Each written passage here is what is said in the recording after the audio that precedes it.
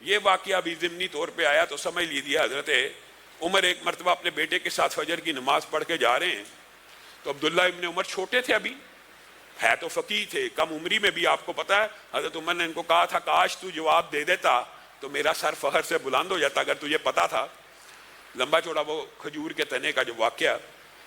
تو یہ ابھی کم عمری میں حضرت عمر ان کو اپنے ساتھ نماز پڑھنے لایا کرتے تھے۔ نماز پڑھ کے جا رہے ہیں تو کہنے لگے بابا الحمدللہ دیکھیں ہم نے نماز پڑھی ہے مسجد میں، فلاں بھی نہیں آیا، فلاں بھی نہیں آیا، فلاں بھی نماز میں حاضر نہیں، فلاں بھی، مفہوم یہ ہے۔ حضرت عمر کو غصہ آ گیا، کہا اس سے بہتر تھا کہ تو گھر میں بیٹھا رہتا اور مسجد میں نہ آتا۔ لوگوں کے کیڑے نکالنا شروع ہو گیا۔ ان کے لیے دعا کر، ان کے لیے ہدایت کی۔ مراد یہ ہے کہ اگر کسی کو توبہ کی طرف مائل بھی کرنا ہے تو اس کو لعنت ملامت کرنے کی بجائے اس کو اللہ کے عذابوں سے ڈرا کر اللہ کی رحمت کی طرف متوجہ کیا جائے۔ اور پھر ایک بات جو آج کے حالات کے اوپر بڑی زیادہ منطبق ہے، لوگ وظائف پوچھتے ہیں، انشاءاللہ ذکر کے باب میں وظائف بھی آپ کے سامنے رکھیں گے، لیکن وظائف پوچھتے ہیں، یہ مشکل آ گئی ہے، مصیبت آ گئی ہے، غم کا شکار ہیں، پریشانی کا شکار ہیں۔ آج کل یہی سوال ہے نا، اولاد نہیں ہے، مال کی قلت ہے، کھیتی باڑی نہیں چل رہی، یعنی کاروبار نہیں چل رہا۔ بنیادی طور پر یہ ساری کی ساری جتنی معاشرے کی بیماریاں ہیں وہ ایک توبہ اور استغفار کے وظیفے کے اندر پوشیدہ ہے۔ اور یہ بات قرآن کی آیت سے بھی ثابت ہے، فَقُلْتُ اسْتَغْفِرُوا رَبَّكُمْ إِنَّهُ كَانَ غَفَّارًا يُرْسِلِ السَّمَاءَ عَلَيْكُمْ مِدْرَارًا وَيُمْدِدْكُمْ بِأَمْوَالٍ وَبَنِينَ وَيَجْعَلْ لَكُمْ جَنَّاتٍ وَيَجْعَلْ لَكُمْ أَنْهَارًا۔ چھ کی چھ علاج اس آیت مبارکہ میں اللہ رب العزت نے بیان کر دیے۔ پہلا علاج انہو کانا غفارا، مراد یہ توبہ لے کے آؤ، سارے گناہ معاف۔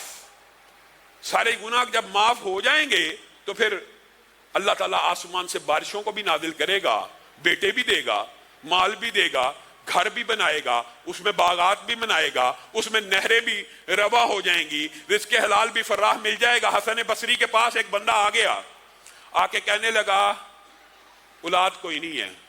حسن بصری نے کہا استغفر اللہ پڑھا کر، استغفار کیا کر، اللہ سے توبہ کیا کر، اللہ سے معافی مانگا کر۔ دوسرا آ گیا رزق نہیں ہے، حسن بصری نے کہا استغفار کیا کر۔ تیسرا آ گیا کھیتیوں میں بارش نہیں ہوتی، کھیتیاں بارش نہیں برساتی، اس کو بھی یہی کہا۔ چار لوگ مختلف قسم کی پریشانیاں لے کے آئے، چاروں کو ایک ہی وظیفہ بتایا، اور وہ وظیفہ کیا تھا؟ استغفار، کہ اللہ تعالیٰ سے توبہ کرو گے تو اللہ رب العزت یہ جو اس آیت میں 6 فوائد بیان کیے ہیں وہ 6 کے 6 آپ کو مل جائیں گے۔ اور اس کے اندر یرسل السماء علیکم مدرارا، اس کے اندر ایک بات مفسرین نے یہ لکھی ہے کہ بارشیں تمہاری مرضی کے مطابق ہوا کریں گی۔ تمہاری مرضی کے مطابق؟ ہاں، استغفر اللہ کرو، جب کھیتیوں کو بارشوں کی ضرورت ہوگی بارش ہو جایا کرے گی۔ استغفار کرو، وما کان اللہ معذبہم وہم یستغفرون، حتیٰ کہ حضرت علی نے یہاں پہ ایک بڑا عجیب نکتہ بیان کیا کہ 2 چیزیں ہیں جو امت مسلمہ کو عذاب سے بچاتی ہیں، ایک کو اللہ نے اٹھا لیا، اور وہ کون ہے؟ حضرت محمد رسول اللہ۔ جب تک وہ تھے امت محمدیہ پہ عذاب نہیں تھا آ سکتا۔